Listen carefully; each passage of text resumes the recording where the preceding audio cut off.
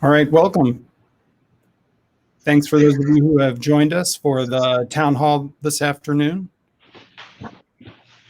My name is Jeff Jarman. I'm the president of the Faculty Senate, joined by Julie Scott and Matt Houston, the president of the UP and USS Senates. And we definitely want to thank the provost and the president for joining us again. This is an exciting time of the year. It's a time where we recognize faculty and staff for a number of accomplishments. So before we get to answering some of the pressing questions that we know people have, we want to take a second to recognize some of our award recipients. We earlier this week recognized the President's Distinguished Service Award recipients.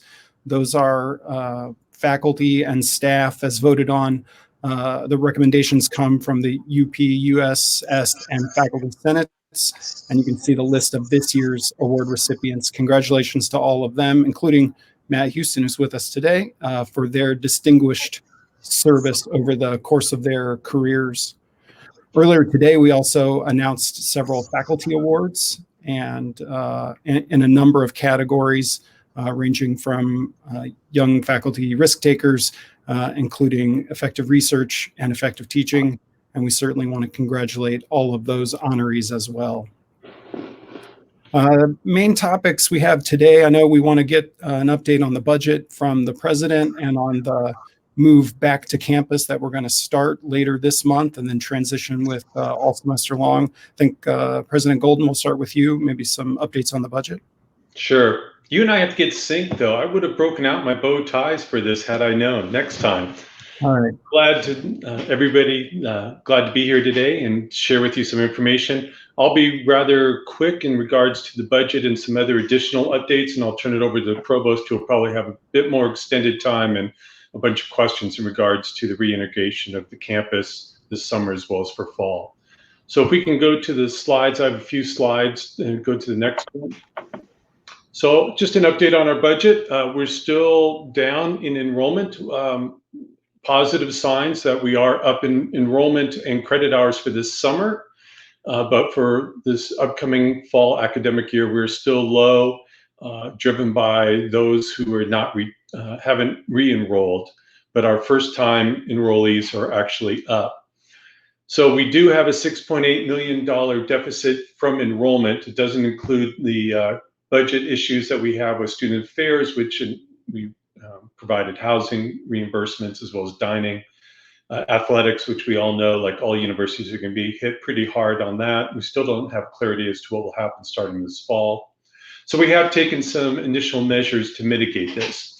So we have done and initiating a 2.0 across the board budget cut across the entire university. Executive leadership, the president's executive team, deans, the athletic director, coaches have all be taking a 1-week furlough or the equivalent starting this new fiscal year. We have completed a fund sweep, and we are still contemplating a no more than 2% tuition increase, about $67 per semester. Fees will remain flat. So we can go to the next slide. All right, so just a couple things to take in consideration. So there are some opportunities to address in a positive way the deficit. One is we still don't have clarity, but we're waiting to hear back in regards to from the federal government what we can actually use the $4.4 million for the institution. We did receive 4.4 for students. Those funds are going to be distributed. They've already started, as you've been reading. Most of those funds will be exhausted probably in the next week or few weeks. It's a very quick process. We want to be able to get these funds into the students' hands as quickly as possible. Department of Education is still working on a lot of those issues, so they haven't responded back to the universities to provide for guidance on how we can potentially use the 4.4 for institution funds. There's still a request by the Board of Regents to the governor each governor was given a 9.1 discretionary set of funds from CARES for education, K through 12 plus higher education. Last week, a letter went into the governor requesting for distribution of those funds for higher education. For Wichita State, that'd be $3.5 million is our share. We have to wait to see and hear what the governor is going to be doing. There could be additional federal stimulus, not only for us, but for state governments.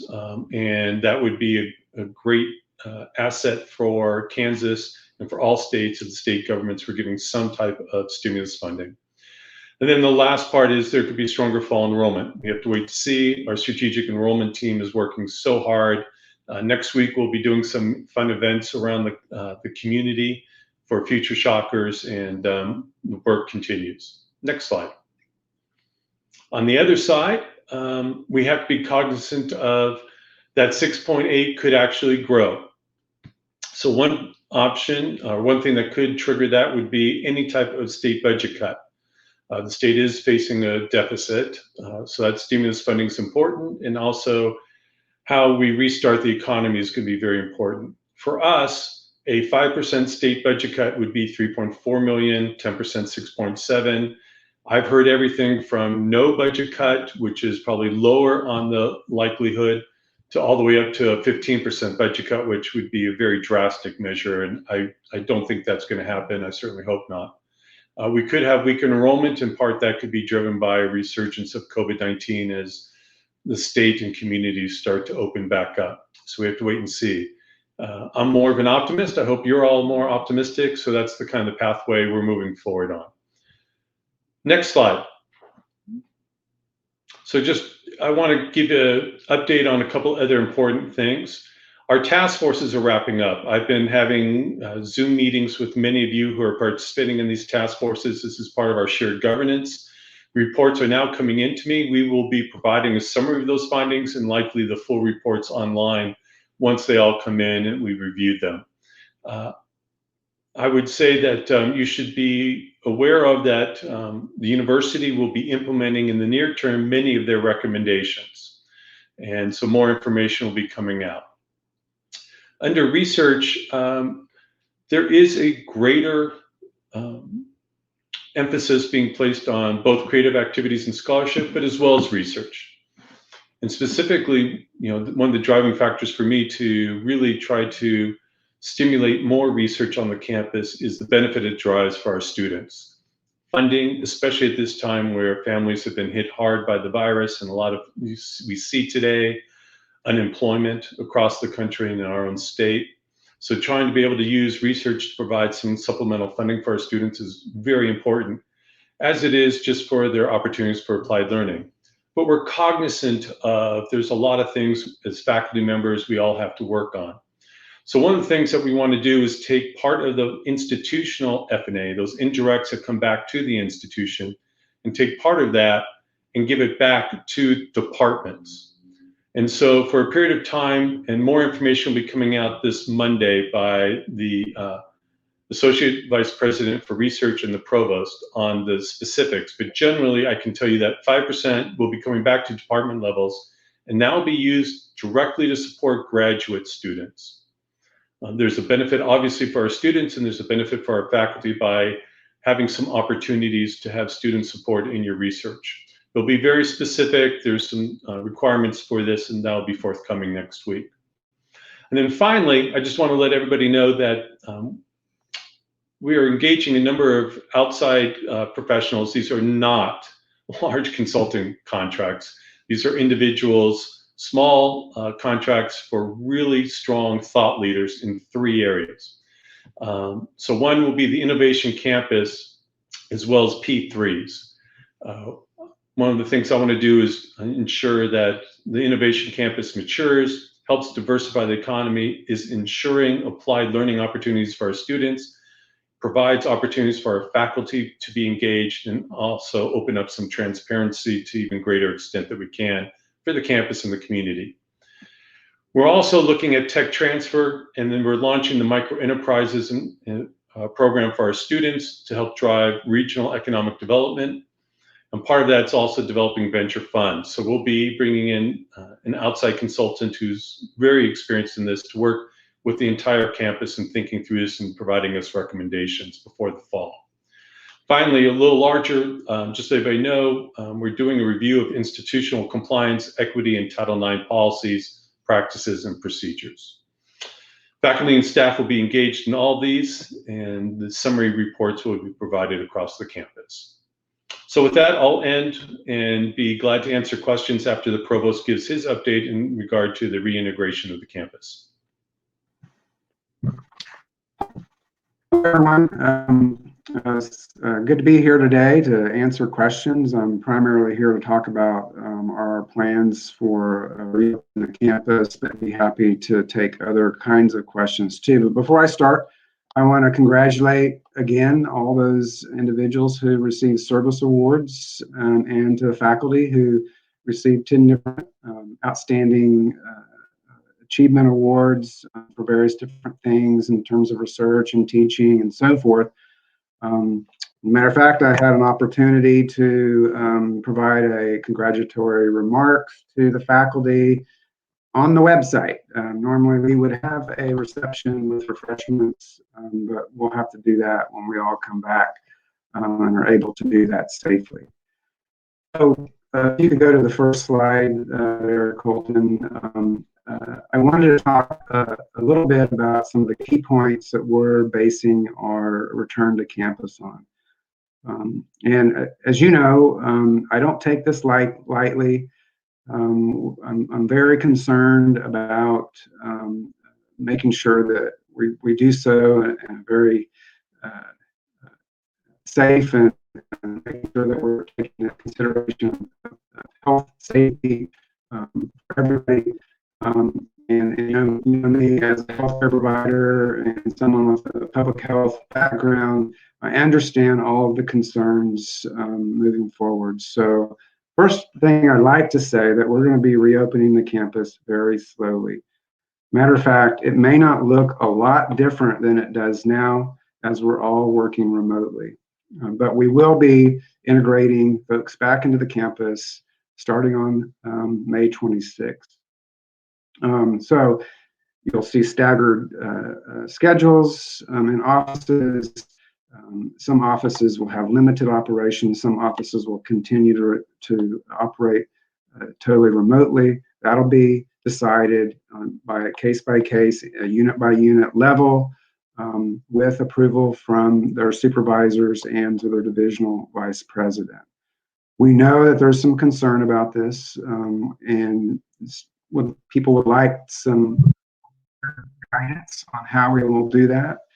We are in the process of having conversations of how we will integrate back to the campus, and we can talk a little bit more about that. I know there's a couple of questions about that. The third point there, for all employees and all students, when on campus, there will be an emphasis on daily wellness checks. We are currently developing processes where individuals will do a daily check on their health.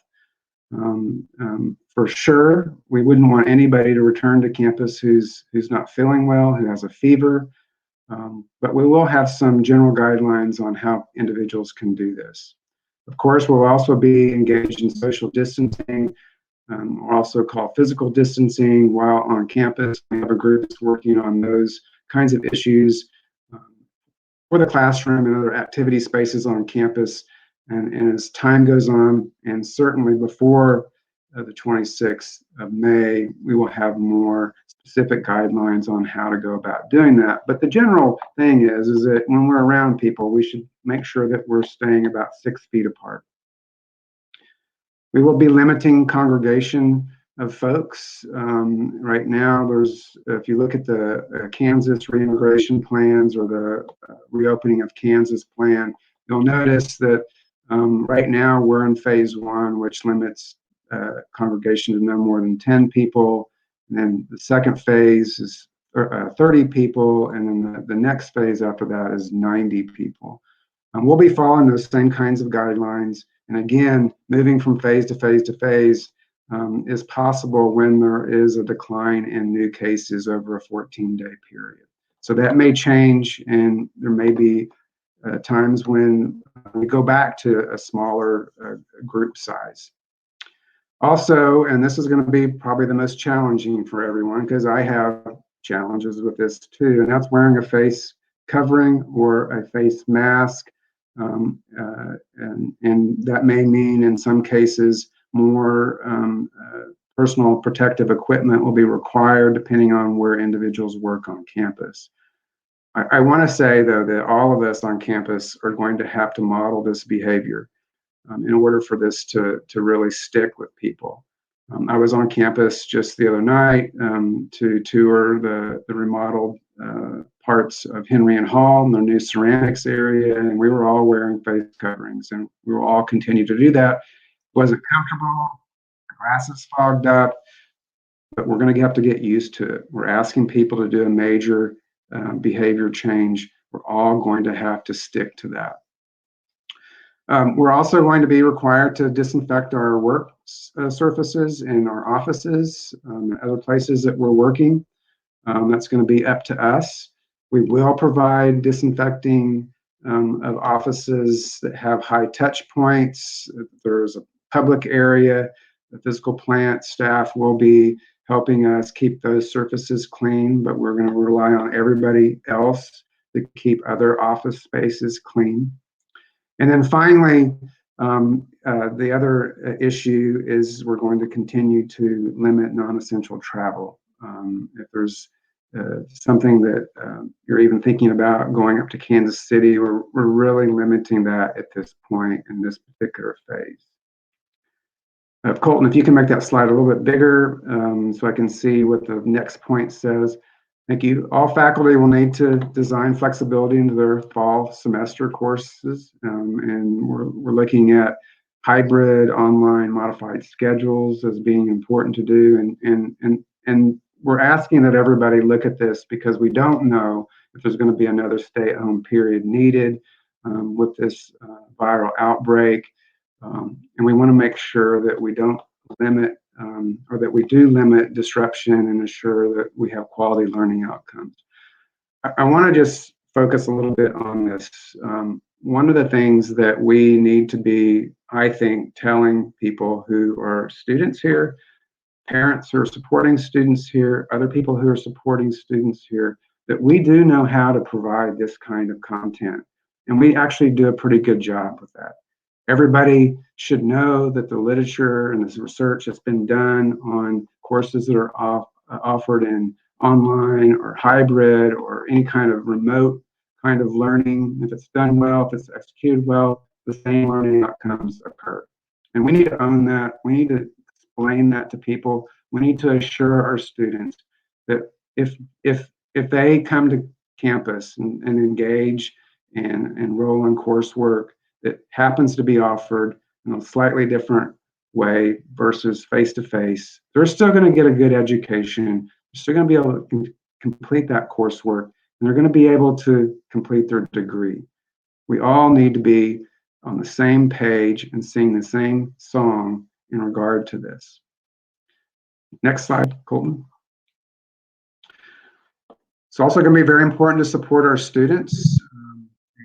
We know that there's a lot of financial hardships that are problematic for them right now. We're doing everything we can to help them with grants and scholarships, and we want to make sure that we have as many campus employment opportunities. The president just mentioned one initiative that he is going to announce along with our research area on Monday that will put dollars in students' hands engaging in research opportunities over the summer. But we're also, one of the reasons why we're concerned about opening up the campus too, because we want to be able to make sure that our students have opportunities to come back and seek employment and have opportunities like they did before we closed down. So we're going to be very diligent about that and making sure that we give students opportunities. President mentioned we've already started dispersing the $4.4 million from the CARES Act, and we've dispersed already to our most needy students, the ones who are Pell eligible. We've dispersed close to $2.6 million. The rest of those dollars now are being evaluated to disperse for individuals who fall out of that requirement of being Pell eligible. And so far, we've had a big interest in that. And Sheila Sorrento, who's the Director of Financial Aid, and her staff, Julie Scott, who's UP Senate President, is on this town hall today, are working diligently to make sure that we're doing everything we can to get those dollars in those students' hands. Of course, we want our students and advisors to stay connected in order to ensure that they stay on track to graduation and taking into account some of their financial concerns, and let us know what those are when students are struggling. As a research university, we're working very closely with our research office and our research labs and all the principal investigators who have research that's ongoing at the university, making sure those are safe and that those are taking into account health and safety guidelines, and so that work will continue. And then finally, we have a lot of partners on our campus, a lot of businesses on our campus. We want to make sure we're coordinating with them on our reopening plans and vice versa, make sure that that's consistent. After all, we have a lot of students who are working in those areas. We want to make sure that messaging is the same. So those are the 8 basic points that we are following in terms of how we're planning to reopen the campus. I'll be happy to answer more specific questions. I believe that the presidents have some questions for us already. Yeah, absolutely. Let me thank you both for taking some time. Really appreciate President Golden update on the budget. I think we all know that this is pretty fluid, and so kind of keep getting the up-to-date information. We appreciate, and Rick laying out kind of the plan to move back is helpful too, so thank you. I think Julie's got our first question, and we do have a couple. And then before we get started, let me also just remind people, we've already got a couple of questions in the chat. Really hope people will fill those question boxes up, and a lot of congratulations to fill that as well. But type your questions in there. I'm going to be monitoring that, and we'll get all those questions asked. All right, Julie, you have a question. Yeah, so Provost Muma, you kind of talked about these face coverings and things. One of the hot questions on campus, or I guess remotely on campus right now, is for those employees that are going to be coming back to campus later this month or throughout the summer, or then even in the fall, will the university be providing those face coverings? If so, how and when will they be distributed? And by chance, are they going to be WU branded and have that WSU brand to them? Yeah, well, that's a good question and an obvious question that needs to be answered. So we've ordered 5,000 face coverings for all of our employees, so no one will have to purchase their own covering. Those have been created and are being processed by GoCreate, and yes, they are shopper branded. So there'll be little logos on the face covering itself. We are working out a process where those will be available to individuals when they come to campus on the 26th. And right now, I believe the process that we are using or contemplating using is to have people put in a work order through the physical plant, and they will be distributing those to the offices. So everybody will be given a face covering. I want to give a shout out to the College of Health Professions. They are paying for 2,500 of those, and that'll going to allow us to have 2,500 more for individuals like students who don't have the ability to get one, or someone forgets theirs, or whatever the issue is, that we'll have an ample supply of face coverings on hand. And Julie, if I might just add, it's not just face coverings. The university is working and distributed spreadsheets to each of the divisions and the deans to look at personal protective equipment, face masks, gloves, barriers that are needed, signage that we're going to need. You name the gambit, the wide spectrum. That's all in process right now, whether we produce our own or we're going out to contractors to get this, get that type of protection for our campus and for the individuals. Matt, you have a question? Yeah, I just seen this in the comments. This goes back to the financial part of it. There was a question about, is the university going to help support and maintain by keeping funding for student employees? and helping the departments to maintain funds for that. So I'll take part of it and the provost can. I mean, there are a number of ways that students can become employees of the university through research where they're on grants, and those will continue. There are other type of programmatic jobs that help support the institution, especially when students are coming back. Those will continue. Our intention is to continue the type of campus-wide operations that we're currently doing. That's why we haven't announced any furloughs. We don't have the immediate plans to announce any of the furloughs. However, those could happen depending, as I showed earlier, and also as I presented earlier, the university is doing a 2% wide reduction in our budget. So how those are being done by each unit, that's not a top-down, this is how you're going to do it, rather providing the opportunity for each of our departments and our divisions to work up their own best ways that continue to support their students, staff, and faculty.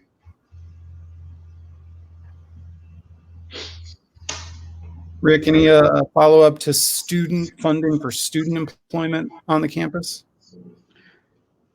In terms of whether that's going to be maintained or or any particular specific kinds of strategies we have to support student employment on the campus? Well, other than what the president said, we're leaving that up to the departments and encouraging individuals to not cut those kinds of positions. And often that is an area that most people preserve because they need help in their offices, and that's provided by students. I know in my office, we are going to continue to employ student workers over the summer. In most cases, some of that can be done at home, but in the case of our office, because we're physical distancing and working remotely, that student would prefer actually to work in our office, and that would be ideal for us because they could actually maintain the office and keeping it open for individuals who need our services. So we're encouraging that same kind of thing across campus. And I might add, I think I mentioned it possibly one of the prior town halls. On the innovation campus, the entities that are on the innovation campus have continued to support student interns, even where they are having to do some reduction of their own forces, which is a very positive sign and continues the partnerships that we have on that innovation campus. And we'll encourage folks to encourage hiring of students even to do remote work if that is something that can be possible in their offices. A lot of questions about return to campus. I'm going to try to start organizing some of these for us. There's some questions about facilities and cleaning the buildings, and do we have enough staff to clean? Lots of the custodians work in multiple buildings. You talk about the plan for cleaning and whether we're prepared for that.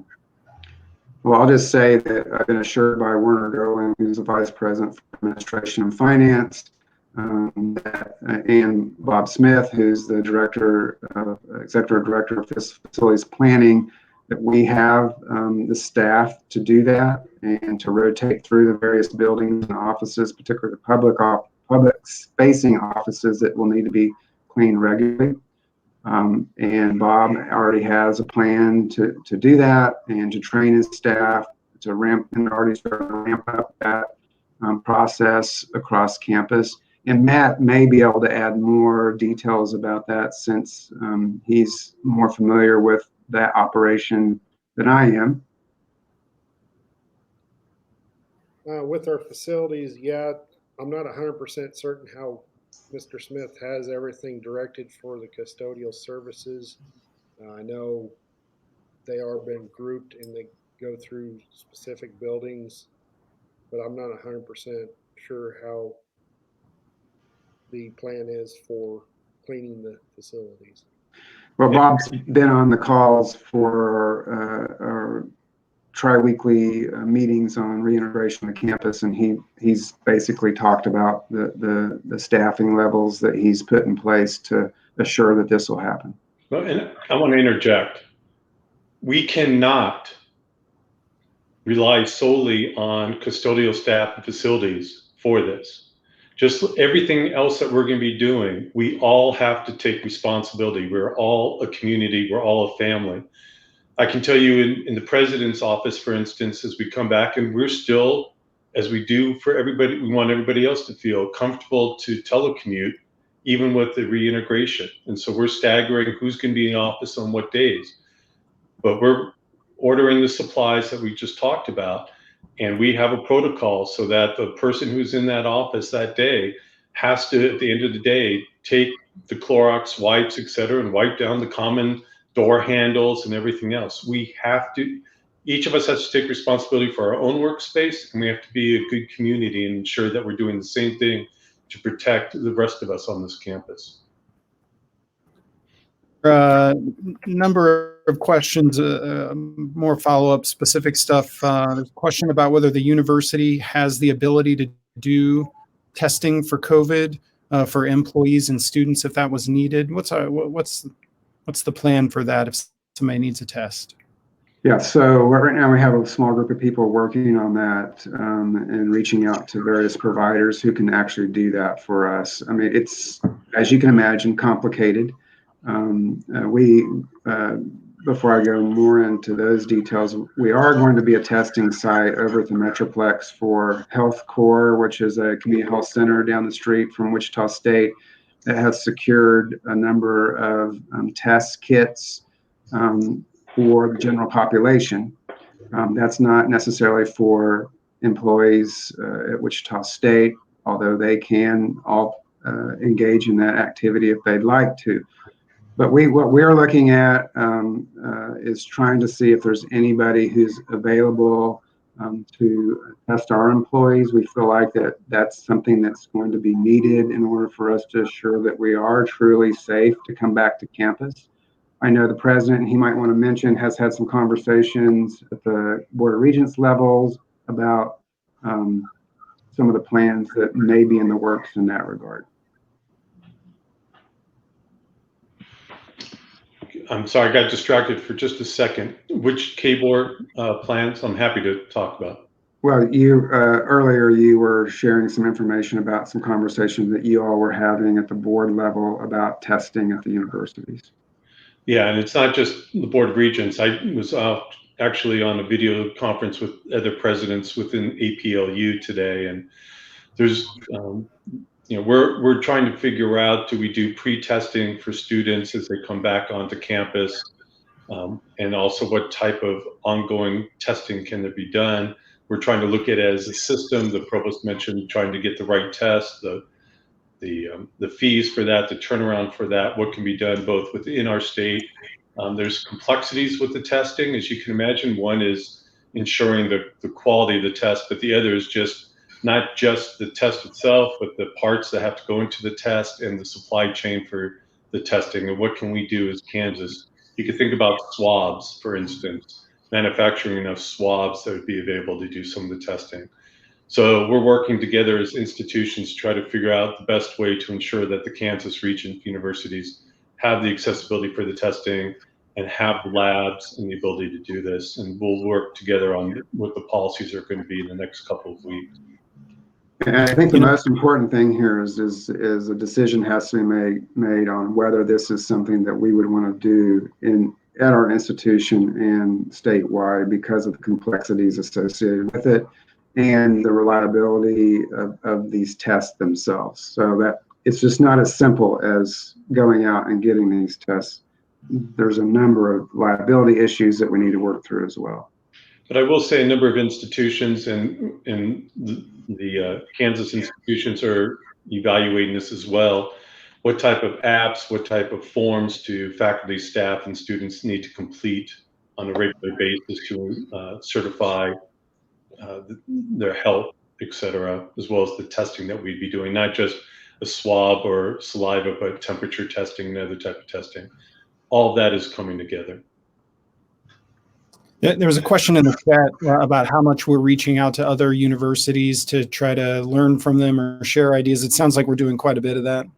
Yeah, president is and of APLU, and I'm doing the same thing with the provost of APLU members, Association of Public Land Grant Universities. That APLU is hundreds of public universities across the United States. And then I also have regular calls with the provost here in the state too. So we're bouncing ideas off of one another as well. Yeah, so APLU presidents and chancellors meet once a week, and then the Kansas presidents are doing twice a week, if not more frequently, Zooms, just talking about these issues and trying to work together and share best practices. And I have to say one thing, you know, there's always been a lot of competition between universities, athletics, enrollment. That is gone. Everybody is being very transparent in sharing best practices, vendors, whatever it might be, because we know it's so critical for all higher education and for our communities. So it's been a very positive experience. All right, thank you for all that. Julie, I think, has a question. Yeah, I think it's really encouraging to hear how well all the various universities are working together and really teaming together and showing that teamwork.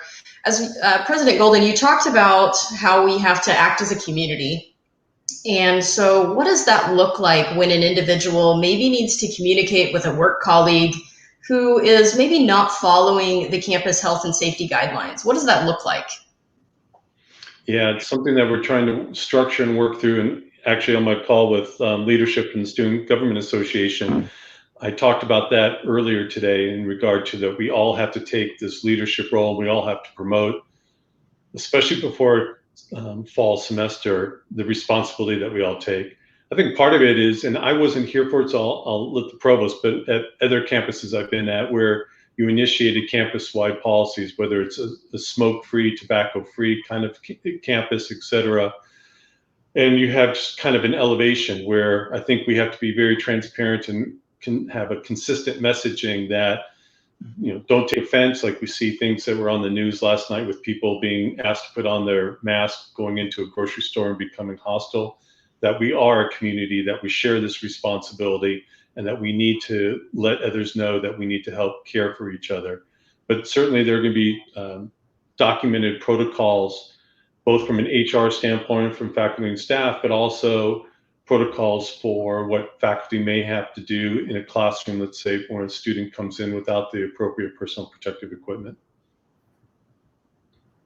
I don't know if the provost has any more information on that. Well, I think that just dealing with behavior change all my career, but especially as a healthcare provider, a PA, this is going to be hard. This is going to be difficult, and we're all going to have to be patient with this.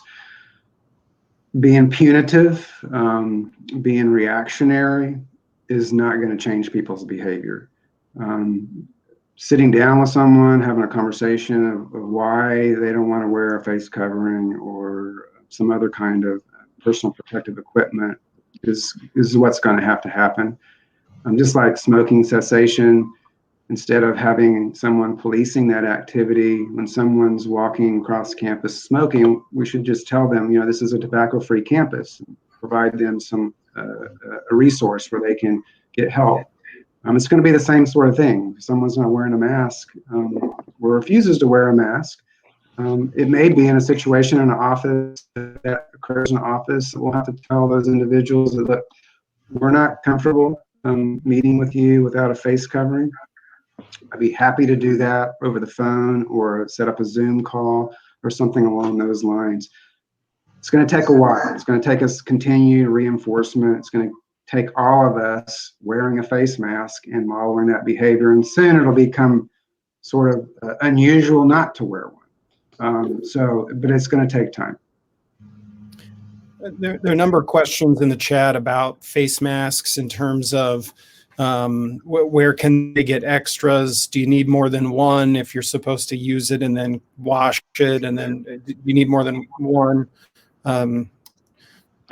Will we have access to more than one? Can we buy the WSU logoed masks if we want to get more of them? Any ideas about how some of that practical stuff will happen? Yeah, so of course, putting a work order in saying that you need these masks for your offices, and they'll fulfill those orders. Whatever else the personal protective equipment is that's needed. I know that the bookstore is also ordered a supply of masks that they will have there for people to purchase. For students, we want them to bring a mask to campus, but we know that that's not going to always be the case for students, so we'll have some available to them. We'll also have some disposable masks that you see often in healthcare settings, that if someone forgets one, we'll have that available. We'll have some supplies around campus to have that available. But please know, Jeff, there's going to be times where that's not going to be clear to people. We need to know what that is, or the issue that comes up regarding this, and we'll try to create a process to improve that. And this isn't something that's novel for us right now. We produced and distributed face masks to students who are still residing in our residence halls right now, just to make sure that they had the protection they need, and if they needed more, we'll deliver more. So yeah. All right, thank you. Matt, I think, has a question. Yeah, is the shuttle buses going to be in operation? If so, how are they going to regulate the number of passengers? And as far as the cleanliness of the bus, I'm assuming that would be under the contractor of the bus service. So this, the contract for the shuttle buses is currently under negotiation with Werner Golling's office. I don't know the current status, and maybe you do, Jay, in terms of when that will come online. But again, whatever the issue is in terms of social distancing, we'll have to practice that in those vehicles as well. So that'll have to be a part of the reopening, and I don't have the clear answer I think you're searching for in terms of when the shuttle buses will come back online. But they'll have to work into our health and safety guidelines. And another question would be, is there going to be a regulation as far as how many students can enter a building? Let's say they're going to financial services. Is there going to be a way to control the number of people into that building, or even the RSC? So yeah, the group that's working on physical distancing, social distancing, are going to have recommendations for how those facilities should set up adequate spacing in between individuals. It may be, in some cases, that they'll use blue tape to measure off where people will stand, where they can sit. They'll remove tables so people won't sit close to one another. All of those kinds of actions will be in place and clear to people by the time we start welcoming people back to campus. There's a series of kind of comments and dialogue happening in the chat about whether face masks are required. And I guess partly maybe we could get you both to talk about short term, what the expectation for masks are. And then as we transition over the next several months, you know what I mean? If things improve, do we have an idea of what the expectation or rules even would be for the campus? Well, we are following social distancing. So if you're safely social distancing, you're walking around campus and there's no one around you, that wouldn't dictate that you have to wear a mask. But as soon as you get in proximity of someone and following CDC guidelines, the expectation is that you will be wearing the protective mask. We've actually, in our communication materials, not to step on what the president said, but what the president said is accurate. If you're walking by yourself, you don't have to wear a mask. If you're in your office and you're by yourself, you don't have to wear a mask. But if you're anywhere else outside of those guidelines, you need to be wearing a mask. There's a question about when visitors come to our campus. How do we hope to take care of that? They will be expected to wear a mask too. So that's why we've ordered the disposable mask for those individuals who show up without one. We'll ask them to put one on. And it's also going to go back to that whole communication. We have to have a robust set of communication and signage around the campus, as well as when we have visitors getting with them prior to, just like you provide information about parking, we'll be providing information about the health and safety requirements we have to safely visit our campus. Thank you. And Shelley Coleman Martin's team, who's the ADP and Stratcom, is working on all kinds of signage plans, and those will be available and in place by the time we welcome people back to campus. Thank you both for that. Julie, I think, has our next question. Yeah, so many departments and groups on campus this time of year really start beginning planning various events for the fall semester, whether that's recruitment or back to school events, those types of things. Where can we go to get some guidelines on what limits there might need to be on the total number of people, that type of thing?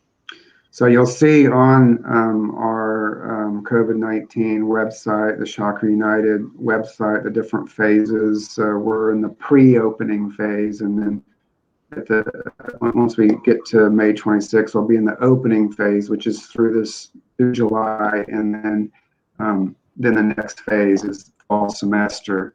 So you'll see some right now preliminary kind of guidance, but we're going to be following whatever the state tells us and the local health department tells us in terms of the number of people who can congregate together. So right now that's 10. The next phase, which kicks in if assuming the cases have gone down, and right now that's not the case, it'll go to 30 and then to 90. So we're going to follow those guidelines. I know there's a question, we have large gatherings in the fall planned. Right now, those are still planned. We're going to have to still evaluate on a daily basis whether we'll be able to continue some of those. There's a good chance that we may not be able to, or offer the activity in a smaller way or in multiple smaller kinds of gatherings of this event. But again, we don't really know exactly, Julie, how that's going to pan out. But we'll just have to see how this works out. And part of it's also following the governor and the state's plan, right, in the different phases. So we can be in accordance with that. And certainly the state's going to be monitoring. Hopefully we have a flattening and a decline and can expand, but we just never know. We've talked a lot about what to do when people come back to campus. One of the early questions asked in the chat box that I think we need to maybe circle back to is just to talk about, the question was about older adults and those having serious underlying medical conditions that might be higher risk for severe illnesses. What are our plans for those folks for coming back to campus? Yeah, one of the things everybody needs to be aware of, and part of the training, and this is training to get everybody on the same page. So this event right now is great, but not all the questions are going to be able to be answered. But the HR has developed 2 different training modules, one for employees who are supervisors, and then one for who are just regular employees. Everybody needs to go through that training, and many of these questions that you're asking are covered in that. But to get to this point, we know that there's members of our community who are at risk from their age. They may be immunocompromised, whatever the issue is. We will have a process for those individuals to reach out to HR through their supervisors to determine how that can be handled. And in some cases, those individuals will be continue to work remotely.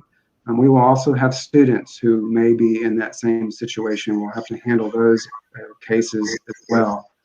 But I want everybody to understand we're not going to put anybody at risk, particularly if they have a documented COVID-related situation that we need to take into consideration.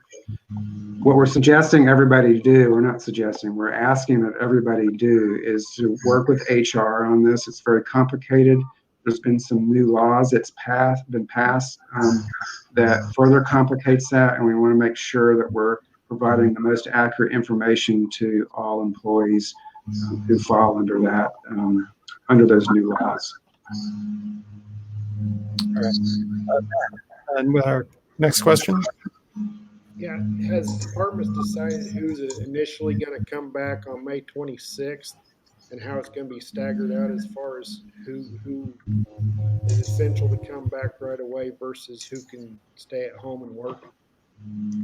Yeah, so I know that this is an issue that's been raised in several different places, and we're discussing this among the work groups who are been involved in making these plans. We need to do some more communication on that. It's not a simple answer, Matt, about which offices are going to stay open, which are going to continue to work remotely. Well, I should say which offices are going to stay open physically and which offices are going to stay open virtually. We still need to do some coordination of that, particularly with student services. I'll give an example. Jardine Hall has a lot of student-facing offices, so we need to make sure we're coordinating with all of the offices within that hall to make sure that when students, if it is open, shows up, they can get service. Now, fortunately, we have a one-stop, and the whole purpose of the one-stop is to be able to provide answers to all those questions that would be serviced physically in that space. But my point is that we're working through some of those issues. We'll have more answers. We also don't want students to show up in an advising office on campus. And an advising office refers someone to another office that's on campus that's just servicing students virtually. So there's some coordination that we're going to be working through and having some more clear guidance in regard to that. Rick, I think it kind of dovetails into a question that some of the people are asking as it relates to students going into those buildings and asking for services and those types of things, that there's other businesses out there that are using apps for queuing and those types of things. Is that something the university has looked at yet? It kind of is even larger than this issue, but something that some of our offices might need in the future. Yeah, well, we have looked at queuing apps before when we opened up the one stop, and we chose not to do anything again. So we are looking at various apps in terms of or developing apps that are monitoring individuals who are on campus. There's issues with that around privacy and that sort of thing. But it's a good point. We'll bring that back to the team to have conversations. We aren't currently actively, to my knowledge, looking at any kind of queuing app at this point. We have a couple of minutes left, so I want to make sure that people who are watching, I want to encourage anybody who's got a pending question. If we haven't asked it, I'm sorry. Type it in the chat box again, and then we'll get it asked for sure. We've talked a lot about coming back to campus. I want to transition us a little, maybe talk briefly about what the expectations are for classes in a little more detail. Do we have any idea about what should faculty be doing right now over the next couple of days and weeks in getting ready to do classes online? Are they going to be in the same room they were always thought they were going to be in? Are they ever going to get to meet the whole class on a single day? What should faculty be thinking about? Well, Jeff, you're asking some really hard questions. I'll attempt to answer those. If I was a faculty member right now, and I've taught online before, but what I would be doing is preparing my content for the possibility of having to go remote or online. Just to be quite honest, I would be putting my lectures in formats that students can access. I would be thinking about the possibility, if I have a Tuesday, Thursday class, to meet with a third of the class on Tuesday, a third of the class on Thursday, a third of the class would be doing something remote. I'd be thinking about things like that. I do believe that there will be some opportunities for a significant number of faculty to do some things face-to-face, but they're going to have to do it a little bit differently. It's just not going to be just go back to class, even if you can physically distance in your classroom. You're going to have to interact with those students differently. We're all going to be wearing masks. And we're all going to be distant from one another. That may not be the best way to teach a particular area in a course. It may not make sense to do that. And I know that there's been many faculty already who have been faculty who have not taught online or taught remote. They've been all face-to-face, and they've moved things into that environment and have found out already, you know what, I can teach that particular content much better in a remote or online fashion. And I can spend more time in my face-to-face gatherings and more meaningful kinds of things that require interaction with faculty and students. So again, I think it is important for all faculty, if they haven't started, thinking about how they're going to be able to offer their courses differently, taking into consideration social distancing, and making sure that students are not disrupted, and we don't have to get into a situation where I have to tell everybody, oh, you're going to have to close down everything next week. I don't want to get to that point. So if everybody could start now, I think that will be much more productive. We will have some further guidelines, as you know, you're on that work group in the next week or so, to give faculty more concrete guidelines of how they can do that. Maybe to follow up. Sorry, go ahead. Yeah. I was just going to add, so, that was kind of encompassing the lecture component. But I would also be, we have to be cognizant of the teaching lab and the research component as well, and thinking through how am I going to structure those? Am I going to have, as the provost said, well, I have a more limited group, let's say of 8 or 10 for a specific teaching lab, or how am I going to provide the research support? So it's the holistic approach to what we have to think about as faculty. Yeah, to follow up, there was a question in the chat about when should somebody make a decision about what to do for fall classes, and I guess it seems like the answer is right now, maybe, is when they should be working on that, not putting it off. Is that what you would say? Well, I would say not to put it off, and my other point is that as soon as those guidelines are released from your work group, that's the point where we start doing something that will accommodate a potential for a different way of offering their courses. So that's right at the very end of the semester, and that's when I would be paying attention to that. Julie, I think, has a question for us. Yeah, there's kind of a couple of questions in the chat that talk about flexibility for individuals that have kids whose schools might be delayed in the fall. I'm assuming that maybe one of the best ways for them to get an answer to that is to reach out to Human Resources, particularly with Total Rewards. I'll actually give a little shout out to Hannah Bates, who's from Human Resources and answering a lot of questions for us in the chat, which is awesome. But is that what you guys would both recommend, is that people contact HR if they've got some childcare issues going on? Yes, exactly, because it could be a COVID-related issue. Thanks. There's a question about online classes paying the online fee, or if it's a fully online class, will the online fee be assessed? The class moves to a fully online format. So yeah, lots of questions about this. So everybody needs to understand, if a course is intentionally moved to an online format, there's expectations with that. Expectation in course design, quality, learning outcomes that are built in that course. And there's a lot of support for that. So that will be assessed if the student is enrolled in a 100% online course that's actually planned to be an online course. Now, we're also going to have the ability for people to move to a hybrid setting, or a hybrid approach, excuse me. Those are not going to be assessed an online fee. So I'd hate for faculty to make a decision about that because of whether a student will get assessed a fee or not, because there's reasons why we assess fees for truly online courses versus that are hybrid or face-to-face. We're not assessing online fees for hybrid courses or face-to-face courses in the fall. Appreciate that clarification. I know we're about out of time. There's one pressing question in the chat box that we haven't asked yet. President Golden, people want to know how Rudy's adjusting to life in his new home.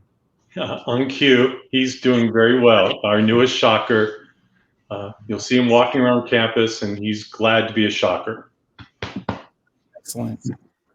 Where's his handkerchief? He doesn't have a WSU or Wichita. No, he doesn't have Wichita State proudly displayed. We will get it soon. Okay. Really want to thank both of you for giving us this time again. We appreciate it. Now the second town hall where you've answered all of these questions. Really appreciate that. I know there'll be more questions, and hopefully we'll be able to get back together to do this again. Want to end on a really positive note. Want to congratulate once again all of the award recipients for the President's Service Awards and the Faculty Achievement Awards. So congratulations to them, and thank you all. Thank you. Thank you.